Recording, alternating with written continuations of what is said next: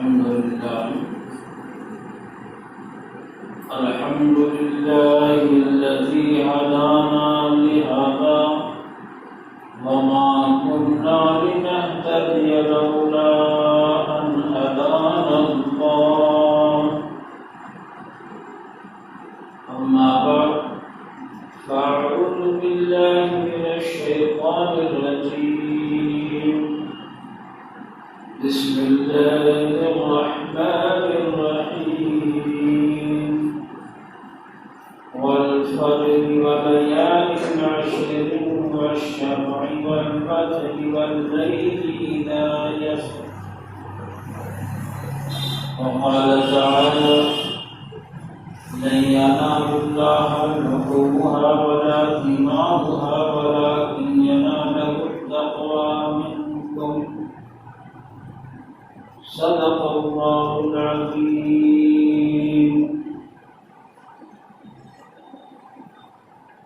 اے مسلمان سن، یہ نقطہ درس قرآنی میں ہے.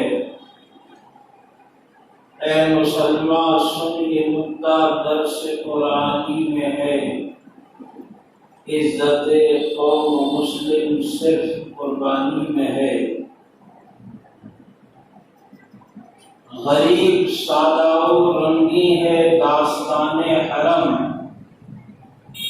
غریب سادہ و رنگی ہے داستان حرم.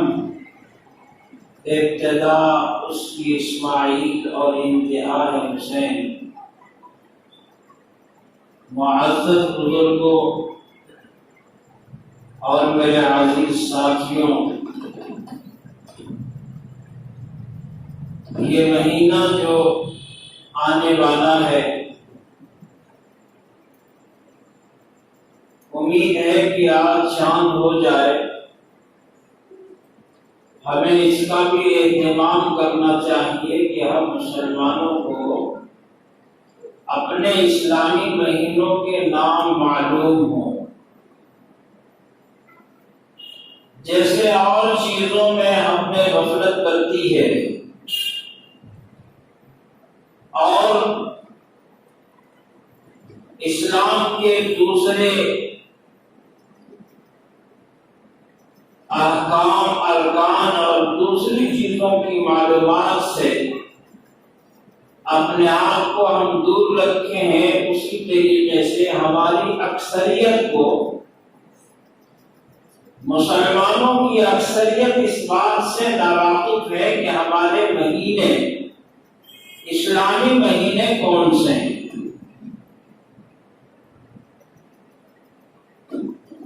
اور کون سی مہینے سے اسلامی سال کا آغاز ہوتا ہے، کس پر اختتام ہوتا ہے. اچھے خاصے دیندار قسم کے لوگوں کو بھی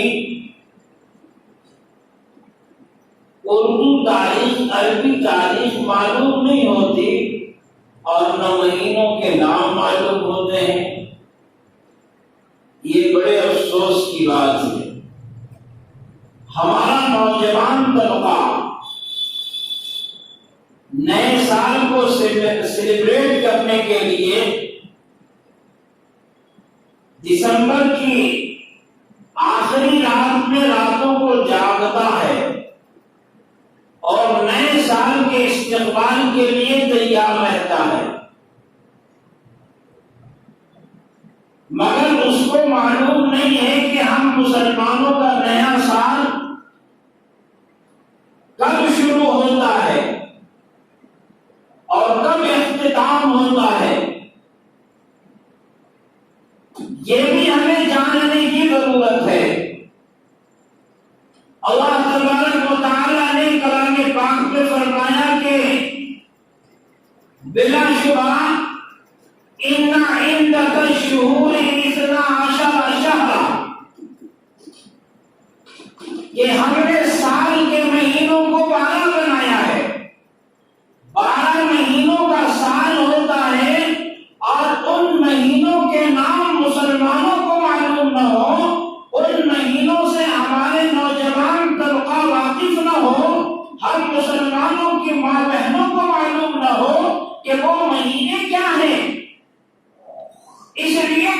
ان مہینوں کو جاننے کا مقصد یہ ہے کہ ان سے ہماری عبادتوں کا، ہماری بندگی کا تعلق قائم ہے۔ مسلمان کوئی بھی تہوار مناتا ہے تو وہ چاند کی تاریخ کے اعتبار سے مناتا ہے۔ رمضان کا روزہ رکھے گا، چاند ہوا، رمضان شروع ہوا، اور چاند نظر آیا، رمضان ختم ہو گیا۔ رمضان کا روزہ وہ رکھے گا چاند دیکھ کر کے، اور عید کرے گا چاند دیکھ کر کے۔ بقرعید کا مہینہ آئے گا، قربانی کرے گا چاند کی تاریخ کے اعتبار سے۔ محرم کے مہینے میں وہ روزہ رکھے گا وہ چاند کے حساب سے، اور حج کرے گا چاند کی تاریخ کے اعتبار سے۔ ہمارے اسلام کے تمام عبادتوں کا جو تعلق ہے وہ چاند کی تاریخ سے ہے، مگر افسوس کی بات یہ ہے کہ مسلمان اور مسلمانوں کے طبقات ان مہینوں سے ناواقف ہیں۔ ہمیں پتہ ہی نہیں ہے کہ اسلامی سال کی ابتدا کب ہو رہی ہے اور اس کا اختتام کب ہو رہا ہے، اور اگر کچھ لوگ جان بھی گئے تو گنتی نہیں جانتے۔ ذی الحجۃ الحرام کا جو مہینہ ہے اس کا نام ذی الحجہ ہے، اور یہ اسلامی سال کا آخری مہینہ 12واں مہینہ ہے۔ محرم الحرام پہلا مہینہ ہے۔ محرم کے بعد جو مہینہ آتا ہے دوسرا مہینہ، اس کا نام صفر المظفر ہے، اور جو صفر کے بعد جو مہینہ آتا ہے وہ ربیع الاول کا ہے، اور ربیع الاول کے بعد جو مہینہ آتا ہے وہ ربیع الثانی کا ہے۔ ربیع الثانی کے بعد جو مہینہ آتا ہے وہ جمادی الاولیٰ کا ہے۔ جمادی الاولیٰ کے بعد جمادی ثانی کا مہینہ آتا ہے، پھر رجب کا مہینہ آتا ہے، شعبان کا مہینہ آتا ہے، رمضان کا مہینہ آتا ہے، اور ذی القعدہ کا مہینہ آتا ہے، ذی الحجہ کا مہینہ آتا ہے۔ یہ اسلامی مہینے ہیں۔ ذی الحجۃ الحرام کا چاند آج شام میں آپ دیکھیں گے۔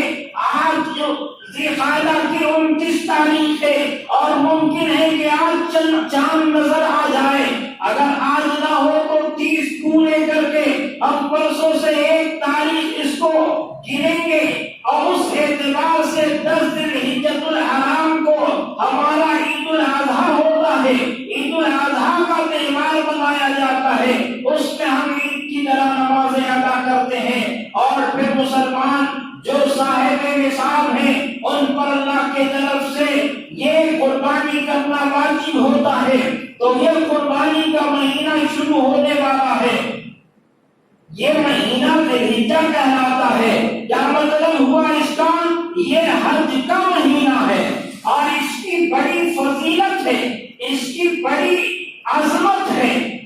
اسلامی سالوں میں آخری مہینہ ذی الحجہ کا مہینہ ہے، اور اللہ تعالیٰ نے اس کی بڑائی بیان کی قرآن مقدس میں۔ اللہ تبارک و تعالیٰ نے ذی الحجۃ الحرام کی جو ابتدائی 9 دن ہے، 1 ذی الحجہ سے لے کر کے 9 ذی الحجہ تک، یعنی پورے عشرے ذی الحجۃ الحرام کی جو فضیلت بیان کی ہے، جو بڑائی بیان کی ہے، جو عظمت بیان کی ہے، ہم سب کے آقا و مولا جناب محمد رسول اللہ صلی اللہ علیہ وسلم نے اگر اس مہینوں کے یہ ذی الحجۃ الحرام کے پہلے عشرے میں مسلمان اس کا اہتمام کرے، ان مہینوں میں عبادت کرے، ان عشروں میں 1 ذی الحجہ سے لے کر کے 9 ذی الحجۃ الحرام تک روزہ رکھے اور نمازیں پڑھے، عبادت کرے، تو یہ فرمایا کہ اس کے دن کا روزہ رکھنا، اس ذی الحجۃ الحرام کی 1 تاریخ سے لے کر کے 8 ذی الحجۃ الحرام تک کا روزہ رکھنا گویا ایسا ہے کہ وہ رمضان میں روزہ رکھا ہے، یا پورے سال روزہ رکھنے کا ثواب اسے عطا ہوتا ہے۔ 1 دن کا روزہ 1 سال کے برابر ثواب رکھتا ہے۔ اور رات کا اگر قیام کیا جائے، راتوں میں عبادت کی جائے، رات میں تسبیحات کی پابندی کی جائے، رات میں دعاؤں کا اہتمام ہو، راتوں کو اٹھ کر رونے کا اہتمام ہو، اللہ سے ہو تو گویا جیسے شب قدر کی عبادت کا ثواب مل رہا ہے، ایسا ثواب آپ کو ان راتوں میں عطا ہوگا۔ اور جناب رسول اللہ صلی اللہ علیہ وسلم نے ایک حدیث میں یہ ارشاد فرمایا کہ 9 ذی الحجۃ الحرام، 9 ذی الحجہ اصل یوم الحج ہے، یوم عرفہ ہے۔ حج کے ارکان میں سے ایک رکن یہ ہے کہ حجاج کرام مکہ مکرمہ کو چھوڑ کر، بیت اللہ کو چھوڑ کر، مسجد حرام کی نمازوں کو چھوڑ کر 9 ذی الحجۃ الحرام کو عرفہ کے میدان میں، عرفات کے میدان میں وقوف کرتے ہیں، وہاں ٹھہرتے ہیں۔ یہ حج کا بڑا رکن ہے، اس لیے اس دن کی بڑی فضیلت ہے، اس دن کی بڑی عظمت ہے۔ یہ فرمایا آقا صلی اللہ علیہ وسلم نے کہ یوم عرفہ کا جو روزہ رکھتا ہے اس کے 1 سال پہلے کے گناہ اور 1 سال پچھلے گناہ، یہ 2 سال کے صغیرہ گناہ اس کے معاف کر دیے جاتے ہیں۔ اور کیوں نہ ہو کہ اللہ تبارک و تعالیٰ کے سامنے اللہ کی بڑائی کو، اللہ کی عظمت کو اور اللہ تبارک و تعالیٰ کے حکم کی فرما برداری میں پوری دنیا کے حجاج کرام، پوری دنیا کے مسلمان، کیا گورے اور کیا کالے، کیا ٹھیکرے اور کیا لمبے، رنگ برنگ کے لوگ ایک لباس میں، ایک آواز کے ساتھ، ایک انداز میں تمام کے تمام حجاج عرفہ میں یا عرفات کے میدان میں جمع ہیں۔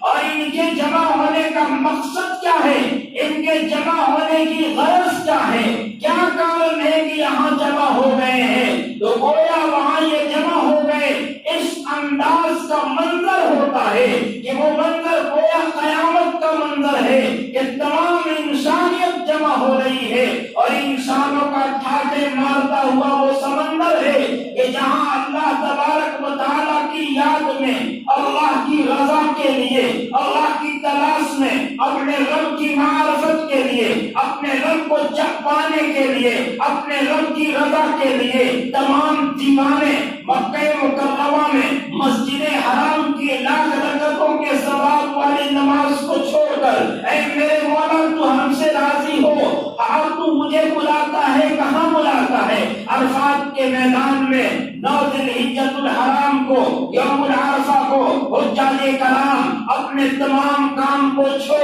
کر کے اور وہاں چلے گئے، اور وہاں جا کر کے کیا کر رہے ہیں؟ کوئی خاص عمل وہاں کا نہیں ہے، وہاں قیام کرنا ہے، دعائیں کرنی ہے اور اللہ تبارک و تعالیٰ کے سامنے روتا ہے۔ یہ وہ منظر ہے کہ شیطان اپنے سر پہ خاک ڈالتا ہے اور رب کریم رحمان الرحیم اپنے ان فرما بردار بندوں کو دیکھ کر فرشتوں پر فخر کر رہے ہیں، اور شیطان گویا اپنے آپ پر ملامت کر رہا ہے کہ میری ایڑی چوٹی کے زور لگانے پر بھی، میری کوششوں کے باوجود بھی مسلمان رب کی محبت میں، مسلمان رب کی چاہت کے لیے، اپنے رب کی رضا کے لیے اپنے مال کو خرچ کر کے، دولت کو خرچ کر کے، اپنے وقتوں کی قربانی دے کر کے، اپنے لباس کو ترک کر کے اور اپنے آپ کو دیوانہ بنا کر کے اس اللہ کے لیے، اس اللہ کی چاہت میں، اللہ کی معرفت کے لیے، اللہ کی طلب کے لیے،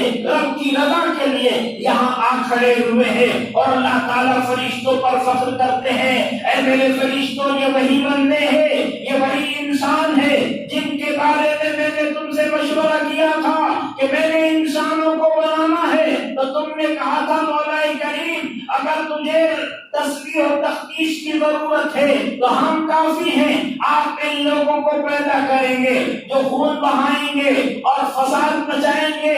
یہ میرے بندے فسادوں سے دور ہو کر کے میری رضا میں، جبکہ ان کے پاس ان کے نفس ہیں، ان کی ضروریات ہیں، ان کے چیزیں ہیں، لیکن لاکھوں لاکھ خرچ کر کے اپنی دولت کو دولت نہیں سمجھا، اس کو جمع کر کے نہیں رکھا، بلکہ یہ کہا، یہ سوچ کر کے کہ میرا مولا مجھ سے راضی ہو جائے، یہ میرے در پہ آگے پڑے ہوئے ہیں، یہ میرے دربار میں آئے ہوئے ہیں، ان کے بال بکھرے ہوئے ہیں، ان کے چہرے گرد آلود ہیں، ان کے ہاتھ پھیلے ہوئے ہیں اور ان کے تنوں سے، ان کے आजिज़ी झलक रही है। ये सफेद लिबास में मलबूस मेरी चाहत में, मेरी तलब में, मेरी मार्फत के लिए यहाँ जमा है। ए फरिश्तों देखो, आज अल्लाह तबारक व तआला अपने फरिश्तों पर इंसानों की बड़ाई जाहिर फरमा रहे हैं। तो ये वो दिन है कि जिस दिन के बारे में एक तो वो हुज्जाजे कराम है जिनको अल्लाह ने बहुत तौफीक दी कि अरफात के मैदान में क़याम कर रहे हैं,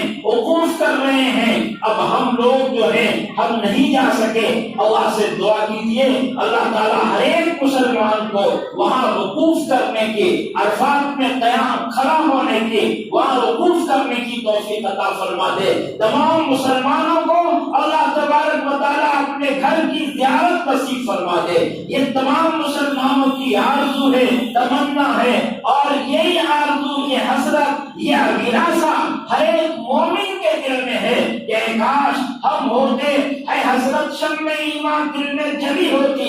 कसम अल्लाह की मेरी आक़िबत कितनी भली होती, कसम अल्लाह की मेरी आक़िबत कितनी भली होती। हमारी लाश होती और मदीने की गली होती, हमारी लाश होती और मदीने की गली होती, कफन पे मेरे तैबा की मिट्टी बली होती। यही हसरत हमारी होती है। हम वहां नहीं जा सके लेकिन इरादा रखते हैं, नियत रखते हैं, अपने रब से दुआ भी करते हैं। तो क्या करेंगे?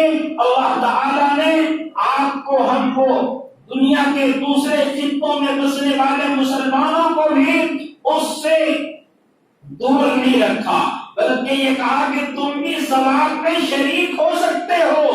अपने आप को ऐसा बनाओ, यहाँ रहते हुए ये 10 ज़िलहिज्जतुल हराम, ये 9 ज़िलहिज्जा को, यौम अरफा को रोजे रख लो। अल्लाह तबारक व तआला तुम्हारे पिछले 1 साल के गुनाह को, आने वाले आइंदा 1 साल के गुनाह, सगीरा गुनाहों को माफ कर देगा। अल्लाह ताला माफ कर देगा। इसकी रातों में क़याम कर लो। इससे अगले दिन ईद का दिन है।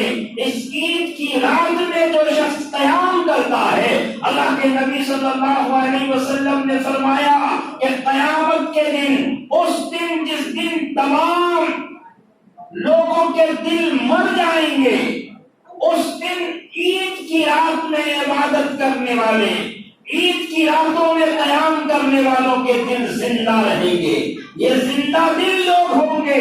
इसलिए हम इन रातों को मुख्तसर वक्तों में अपने आप को अल्लाह की याद में लगा दें, जिक्रुल्लाह में लगा दें। दिन का रोजा रखें 9 ज़िलहिज्जा को, उससे पहले 8 को भी रख लें।